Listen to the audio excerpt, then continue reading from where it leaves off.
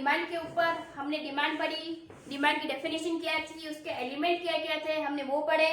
Demand का सबसे main factor की एलिमेंट या की फैक्टर जो होता है जो उसका इफेक्ट करता है, जो सबसे मेन डिटर्मिनेंट्स होता है उसके बारे में बात की थी हमने, उसका रिलेशन देखा था, उसका डायग्राम देखा था। इट मीन्स कल हम पढ़ चुके थे डिमांड, डिमांड की डेफिनेशन, डिमांड के पांचों एलिमेंट और डिमांड लाइन और डिमांड कर्व बनाना हमने कल सीख लिया था। प्राइस के साथ डिमांड का रिलेशन हमने चेक किया था, अपोज रिलेशन होता है और इसी इनवर्स अपोज रिलेशन के साथ हमने इसको डिफाइन किया था और कल इसका डायग्राम बनाया था। कल मैंने आपको जब सेशन एंड किया था तब ये कहा था कि कल हम चलेंगे इसके डिटर्मिनेंट्स के ऊपर और उसके बाद बात करेंगे कि ये इसको किस किस तरह से इफेक्ट करते हैं या किस किस तरह से इसको प्रभावित कर सकते हैं। इसको हिंदी में बोलते हैं मांग के निर्धारक तत्व, कि मांग को डिफाइन करने मांग को ऐसे कौन कौन से एलिमेंट होते हैं, कौन कौन से तत्व होते हैं जो इसको क्या करते हैं, इफेक्ट करते हैं या इसको निर्धारित करते हैं। तो आज हम बात कर रहे हैं डिटर्मिनेंट्स की, और या फिर हिंदी में बोल सकते हैं मांग के निर्धारक तत्वों के ऊपर। मांग के जितने भी निर्धारक तत्व हैं या जितने भी डिटर्मिनेंट्स हैं वो मैंने आपके सामने यहाँ पर लिख लिए हैं। डिटर्मिनेंट्स, पहला डिटर्मिनेंट्स है प्राइस ऑफ द कमोडिटी, दूसरा है price of the related good, third है level of the income of the customer या कंज्यूमर, फोर्थ है taste and preferences of the customer, fifth है डेमोन्स्ट्रेशन इफेक्ट और सिक्स है हमारा फ्यूचर प्राइस एक्सपेक्टेशन। ये 6 जो डिटर्मिनेंट्स होते हैं ये क्या करते हैं, किस किस तरह से आपकी डिमांड को इफेक्ट करेंगे उसके बारे में आज बात कर रहे हैं। इट मीन्स आज हम पढ़ रहे हैं कि मांग को प्रभावित करने वाले कौन कौन से तत्व होते हैं, कौन कौन से एलिमेंट होते हैं जो मांग को प्रभावित कर सकते हैं, या तो उसको बढ़ा सकते हैं या फिर उसको घटा सकते हैं। पहले एलिमेंट की या पहले जो डिटर्मिनेंट्स की बात करते हैं उसमें पहला डिटर्मिनेंट्स जो था वो था हमारा प्राइस। कमोडिटी की इटसेल्फ प्राइस की खुद की प्राइस या वस्तु की स्वयं की कीमत जो होती है उसकी प्राइस के बारे में हम बात करते हैं। तो कल ही मैंने आपको इसका डायग्राम के साथ जब इसको डिफाइन किया था तब कल मैंने आपको ये बताया था कि मांग के जो भी निर्धारक तत्व होते हैं इसमें सबसे मेन जो होता है उस कमोडिटी की प्राइस जो होती है वो सबसे मेन उसका निर्धारक तत्व होता है या उसका मेन डिटर्मिनेंट्स होता है। इट मीन्स प्राइस जो होती है वो सबसे पहले उस कमोडिटी की डिमांड को इफेक्ट करेगी, उसी कमोडिटी की इटसेल्फ प्राइस की खुद की या स्वयं की प्राइस जो होती है, स्वयं की कीमत जो होती है वो सबसे पहले आपकी डिमांड को इफेक्ट कर सकती है। और कल हमने बात की थी कि अगर प्राइस इंक्रीज होगी तो डिमांड क्या हो जाएगी, डिक्रीज हो जाएगी, और अगर प्राइस डिक्रीज हुई तो डिमांड इंक्रीज हो जाएगी। और कल हमने इनवर्स या अपोजिट रिलेशन भी देखा था, उसका डायग्राम भी देखा था। क्या यहाँ तक ठीक है या इसको मैं वापस बताऊं एक बार आपके लिए? चलो ठीक है, ओके। आपका आ गया है रिप्लाई कि मैम कल पढ़ चुके हैं, तो ठीक है हम उसको वापस रिपीट नहीं करते हैं, सिर्फ इतना सा पढ़ते हैं कि आप ये ध्यान रखिएगा कि किसी भी वस्तु की स्वयं की कीमत जो होती है वो उसकी मात्रा को इफेक्ट कर सकती है, या तो कीमत बढ़ेगी या कीमत घटेगी। अगर कीमत बढ़ेगी तो मांग मात्रा कम हो जाएगी और कीमत घटेगी तो मांग मात्रा बढ़ जाएगी, और इसके साथ इनका संबंध जो होगा वो विपरीत संबंध होगा, और उसको हमने डायग्राम से शो कर दिया था। It means price increase demand decrease और प्राइस डिक्रीज डिमांड इंक्रीज, और उसका इनवर्स रिलेशन का डायग्राम हम कल बना चुके थे। मतलब पहला टॉपिक हम कल पढ़ चुके थे और कल मैं आपको ऑलरेडी इसीलिए पढ़ा रही थी ताकि आपको ध्यान आ जाए, तो जब हम इसको शुरू करेंगे तो आपके दिमाग में वो चीज ब्लिंक हो जाएगी, क्लियर हो जाएगी। अब बात करते हैं दूसरा, प्राइस ऑफ रिलेटेड गुड्स। ये क्या होता है? तो जब भी हम रिलेटेड गुड्स की बात करते हैं तो रिलेटेड गुड्स में हम 2 तरह की गुड्स पढ़ते हैं।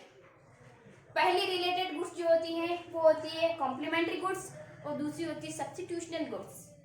अब आप सोच रहे होंगे कि ये क्या है, कॉम्प्लीमेंट्री गुड्स क्या होती है और सब्स्टिट्यूशन गुड्स क्या होती है और उसका इसके साथ क्या रिलेशन है।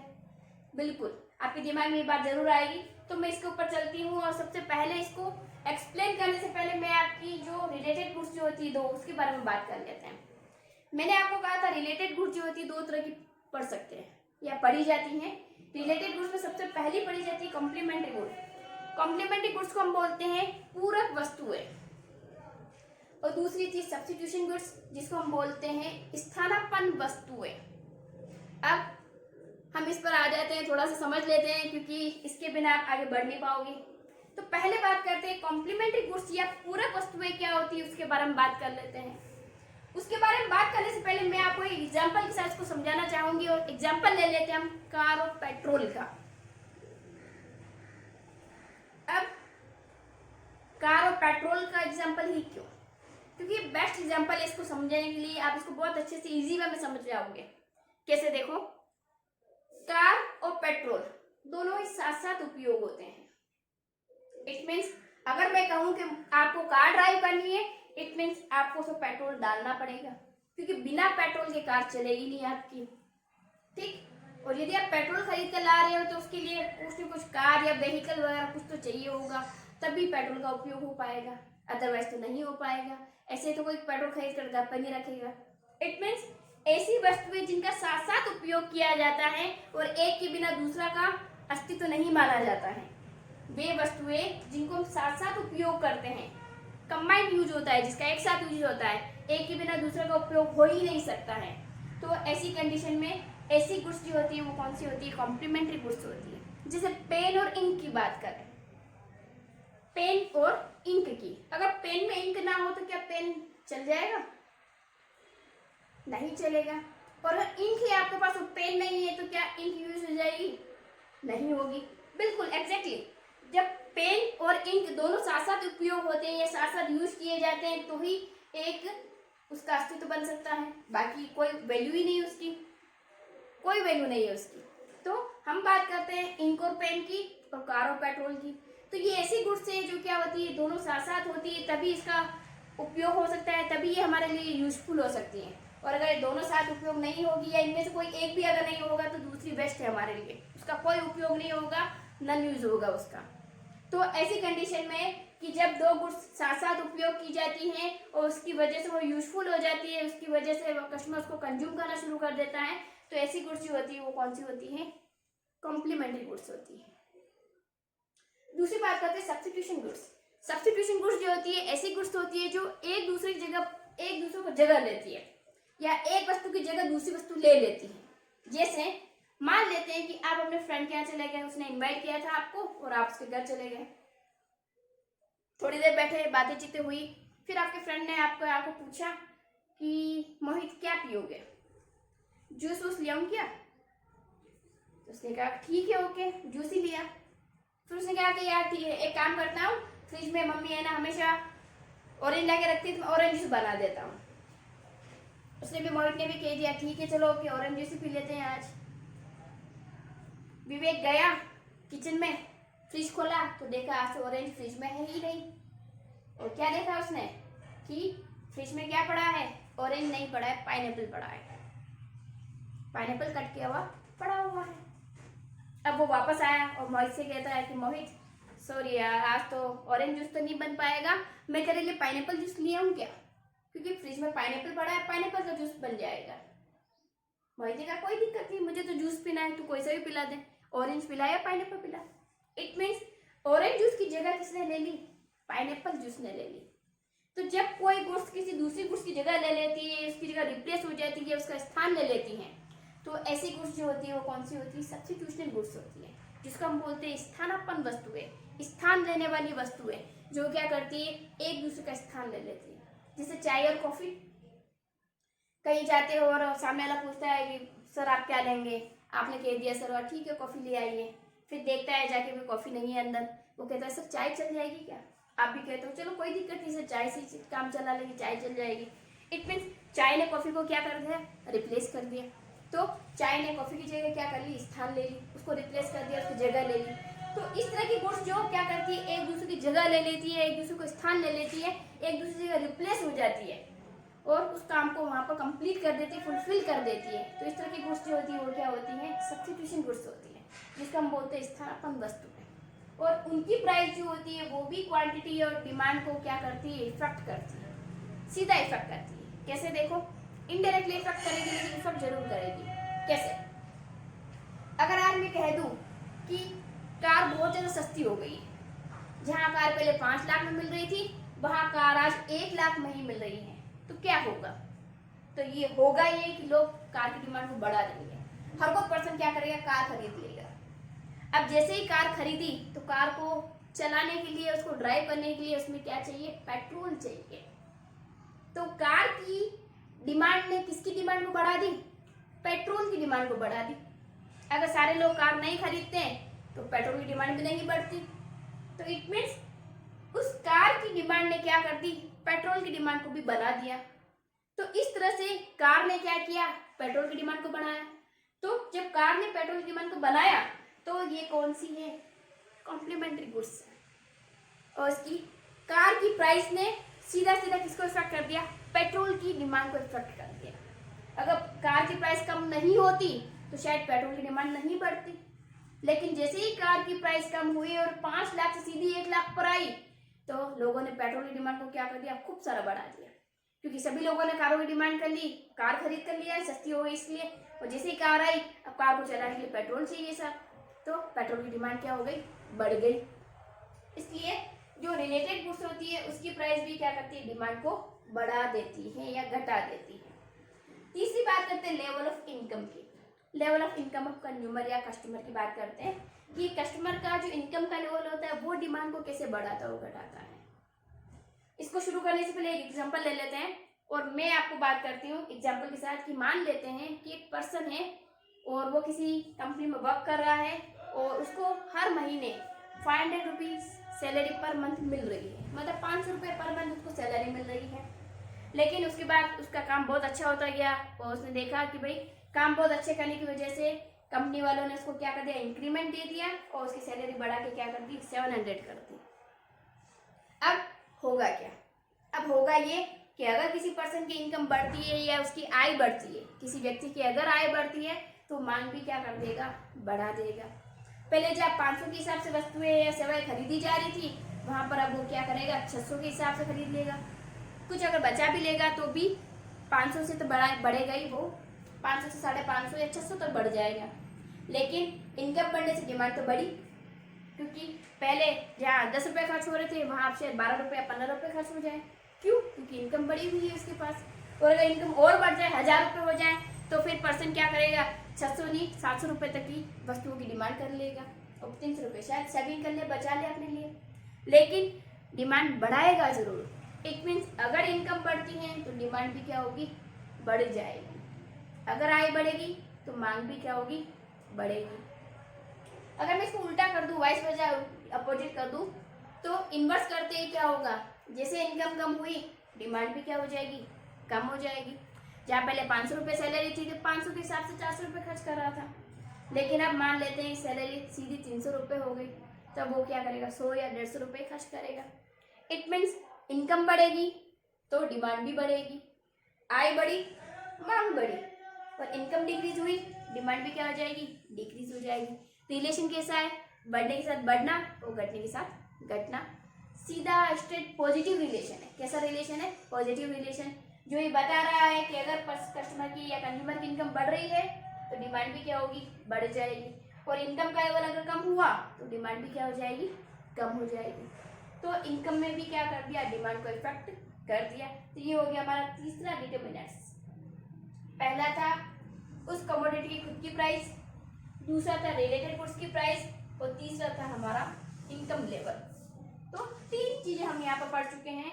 एक तो उस वस्तु की खुद की प्राइस, एक्सेल प्राइस कमोडिटी की, दूसरी चीज रिलेटेड गुड्स थी उसकी प्राइस के साथ पढ़ चुके हैं, और तीसरा हम बात कर चुके हैं कि कंज्यूमर की इनकम जो होती है उसके साथ। चौथी बात करते हैं टेस्ट प्रेफरेंस। ये भी क्या करता है, किसी भी गुड्स की क्वांटिटी बढ़ा सकता है और घटा सकता है। कैसे, टेस्ट का मतलब होता है आपकी रुचि, और प्रेफरेंस का मतलब होता है आप किसको प्रायोरिटी सबसे पहला देना चाहते हो या किसको सबसे पहले खरीदना चाहते हो।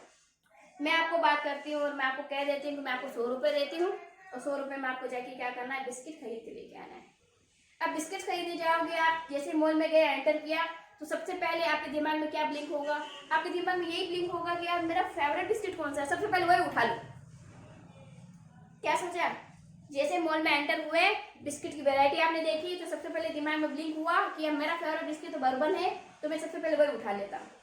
फिर बाद में जो होगा दूसरा बिस्किट जो भी वो देखूंगा, लेकिन सबसे पहले तो वही लूंगा मैं। इट मीन्स आपके टेस्ट और प्रेफरेंस ने उसकी डिमांड को क्या कर दी, सबसे पहले रख दी। उसके बाद फिर आप देखोगे इसके बाद मुझे ये वाला बिस्किट ठीक लगता है, इसके बाद ये वाला ले लूँ। इट मीन्स आपके प्रेफरेंस और आपके टेस्ट ने क्या कर दिया, उस गुड्स की डिमांड को वहां पर सेट कर दिया कि भाई आप सबसे पहले ये लोगे, फिर ये, उसके बाद पैसा होगा तो लेंगे, नहीं तो कोई नहीं, बाकी गुड्स की हम डिमांड करेंगे ही नहीं। तो ऐसा क्यों हुआ, तो ऐसा हुआ आपकी टेस्ट और आपके प्रेफरेंस की वजह से। तो जिस वस्तु में आपको सबसे ज़्यादा रुचि होती है आप सबसे पहले उसी की डिमांड को बना लेते हो। अगर आपकी रुचि नहीं होती तो आप किसी को भी खरीद लेते, कोई फर्क ही नहीं पड़ता। लेकिन अगर आपका टेस्ट है, आपकी रुचि है, तो आप फट उसको पहले प्रायोरिटी दे दोगे, उसकी डिमांड को बढ़ा दोगे, तो सबसे पहले ही इसकी डिमांड कर लोगे। तो आपका टेस्ट और प्रेफरेंस जो होता है या मार्केट में फैशन जो होती है वो क्या करती है, डिमांड को जरूर बढ़ाती है। फैशन के ऊपर आ गए हम, तो फैशन के ऊपर भी बात कर लेते हैं। आज मान लेते हैं मार्केट में फैशन ये है कि भाई सब जने नैरो जींस पहन रहे हैं, ठीक। आज अगर कोई कह दे कि भाई तुम नैरो जींस मत पहनो, पुरानी वाली जो थी बेल बॉटम वाली, जो बड़ी बड़ी बाहों वाली, वैसी पहन ले, क्या कोई पर्सन पहन लेगा? क्या नहीं पहनेगा। क्यों? क्योंकि फैशन ही नहीं है, ट्रेंड ही नहीं है मार्केट का। तो मार्केट जो ट्रेंड होता है, मार्केट की जो फैशन होती है, आपका जो टेस्ट होता है, आपका जो प्रीफरेंस होता है, वो क्या करता है, वो भी डिमांड को क्या कर देता है, बढ़ा और घटा सकता है, डिमांड को इंक्रीज और डिक्रीज कर सकता है। नेक्स्ट आते हैं डेमोन्स्ट्रेशन इफेक्ट क्या होता है। डेमोन्स्ट्रेशन इफेक्ट ये कहता है कि जब कोई पर्सन या हमारे नियर बाय कोई पर्सन कोई चीज करता है तो उसके नियर बाय एक दूसरा पर्सन जो होता है वो भी उसको कॉपी करना शुरू कर देता है। जैसे मेरे पास में ही दो नेबर है, मेरे दोनों रहते हैं, उसमें से एक नेबर क्या करता है, न्यू कार खरीद कर ले आता है, तो दूसरे पर्सन के भी दिमाग में ये आएगी बात कि यार इसके पास तो नई कार है, मैं भी एक काम करूंगा, थोड़ा अच्छे पैसे कमाऊंगा, मैं भी नई कार लेके आऊंगा इसी तरह की। या ये हो सकता है कि मान लेते हैं कि आपके घर के बच्चे किसी और के अपने दोस्त के यहाँ गए, वहां उसने बड़ी सी एलसीडी देखी, तो घर आके पापा जी से बोल दिया, पापा जी उनके यहाँ तो बड़ी सी एलसीडी है, अपने यहाँ तो बड़ी नहीं है, छोटी सी टीवी है अपने पास, तो पोर्टेबल, कल अपने भी बड़ी टीवी लेके आएंगे। इट मीन्स ये जो डेमोन्स्ट्रेशन इफेक्ट जो था उसने क्या कर दी, डिमांड को बढ़ा दिया, मतलब डिमांड को बना दिया वहां पर, ठीक। तो इस तरह का इफेक्ट जो होता है वो भी डिमांड को क्या करता है, इफेक्ट कर जाता है और उसको इंक्रीज या डिक्रीज कर जाता है। लास्ट टॉपिक पे बात करते हो। आज का जो लास्ट टॉपिक है वो है फ्यूचर प्राइस एक्सपेक्टेशन, कि भविष्य में कीमत क्या रहने वाली है। भविष्य की कीमत जो होगी वो एट प्रेजेंट की डिमांड को इफेक्ट कर जाएगी। कैसे? अगर मान लूं आज ये कह दूं मैं कि पेंसिल मिल रही है 5 रुपए की एक, और आज अगर गवर्नमेंट ये डिक्लेयर कर दे कि आज के बाद जब भी पेंसिल मिलेगी, अब पेंसिल मिलेगी 8 रुपए की एक, आज को छोड़कर, मतलब आज के बाद जब भी पेंसिल मिलेगी 8 रुपए की एक मिलेगी, ये गवर्नमेंट ने डिक्लेयर कर दिया, तो आज ही सारे लोग मार्केट चले जाएंगे और खूब सारी पेंसिल आज ही खरीद कर ले आएंगे। इट मीन्स भविष्य की जो प्राइस एक्सपेक्टेशन जो थी, भविष्य में जो कीमत बढ़ रही है, उसकी वजह से लोग क्या कर रहे हैं, आज ही डिमांड को बढ़ा रहे हैं और आज ही डिमांड को इंक्रीज कर रहे हैं, और आज ही लाके स्टॉक कर देंगे, 10, 15, 20 पेंसिल का डब्बा ला के रख देंगे कि बाद में तो 8 रुपये हो जाएगी। एक काम करते हैं, 5 रुपये ये कल बढ़ेगी ना, गवर्नमेंट ने डिक्लेयर किया कि कल से बढ़ेगी, आज ही क्या करते हैं, इकट्ठे करके ले आते हैं सब। तो फ्यूचर की जो प्राइस एक्सपेक्टेशन जो है उसने क्या कर दिया, डिमांड को अभी 8% क्या कर दिया, घटा दिया या बढ़ा दिया। मैंने कहा था प्राइस बढ़ रही है फ्यूचर में, इसलिए लोग आज डिमांड को बढ़ा रहे हैं। लेकिन अगर मैं कह दूं कि फ्यूचर में प्राइस कम हो जाएगी, जैसे मान लेते हैं कि आज प्याज है 10 रुपए किलो और गवर्नमेंट ने डिक्लेयर कर दिया कि 5 दिन बाद प्याज मिलेंगे 5 रुपए किलो, तो लोग आज प्याज नहीं खरीदेंगे, लोग क्या करेंगे, 5 दिन का वेट करेंगे। 5 दिन बाद जब प्याज सस्ते हो जाएंगे 5 रुपए किलो, तो लोग क्या करेंगे, तब लाके स्टॉक करके रख देंगे। इट मीन्स फ्यूचर एक्सपेक्टेशन जो है प्राइस की, उसने क्या कर दिया, 8% की डिमांड को क्या कर दिया, बढ़ा दिया और घटा दिया। अगर भविष्य में इस तरह से प्राइस बढ़ने घटने की कंडीशन ना होती तो वर्तमान में भी ये कंडीशन बनती ही नहीं। अभी जो डिमांड बढ़ रही है घट रही वो होती ही नहीं, कस्टमर इस तरह का जो बिहेव है वो करता ही नहीं। लेकिन फ्यूचर में प्राइस बढ़ने घटने की जो एक्सपेक्टेशन जो है, वो जो प्रत्याशाएं जो है, वो जो भविष्य में कीमत बढ़ने की जो प्रत्याशा जो है या घटने की प्रत्याशा जो है, तो वो क्या करिए, वर्तमान के अंदर 8% क्या करिए, डिमांड को बढ़ा रही है और घटा रही है। तो इस तरह की फ्यूचर प्राइस एक्सपेक्टेशन जो होती है वो भी क्या करती हैं, डिमांड को बढ़ा और घटा सकती है। इट मीन्स आज हमने जितने भी डिटर्मिनेंट्स पढ़े वो सारे डिटर्मिनेंट्स जो थे, पहला था उसकी खुद की प्राइस कमोडिटी के साथ, सेकंड रिलेटेड गुड्स की प्राइस के साथ। रिलेटेड गुड्स हमने 2 पढ़ी थी, कॉम्प्लीमेंट्री और substitutions. Then level of income of the consumer पढ़ा था हमने, उसके बाद हमने टेस्ट प्रीफरेंस फैशन पढ़ा था, उसके बाद डेमोन्स्ट्रेशन इफेक्ट पढ़ा और लास्ट पढ़ा था फ्यूचर एक्सपेक्टेशन प्राइस। तो ये सारे के सारे जितने भी हमने पढ़े हैं आज, ये सारे के सारे क्या है, किसी मांग को बना सकते हैं, बढ़ा सकते हैं और घटा सकते हैं। तो ये सारे कहलाते हैं मांग के निर्धारक तत्व या डिमांड के डिटर्मिनेंट्स। तो आज हमने कंप्लीट किया है डिमांड के डिटर्मिनेंट्स। इनके डायग्राम मैंने आपको एक्सप्लेन नहीं किए हैं क्योंकि डिमांड की जब टाइप पढ़ेंगे तो उसके साथ मैं उसको एक्सप्लेन कर दूंगी, उसके साथ उनको वापस कनेक्ट कर दूंगी।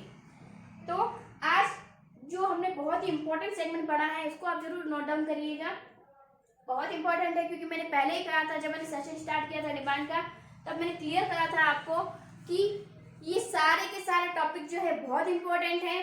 कभी कभी इंडिविजुअली पूछे जा सकते हैं और कभी कभी इन सबको मर्ज करके भी एक बड़ा क्वेश्चन बन सकता है इसके ऊपर।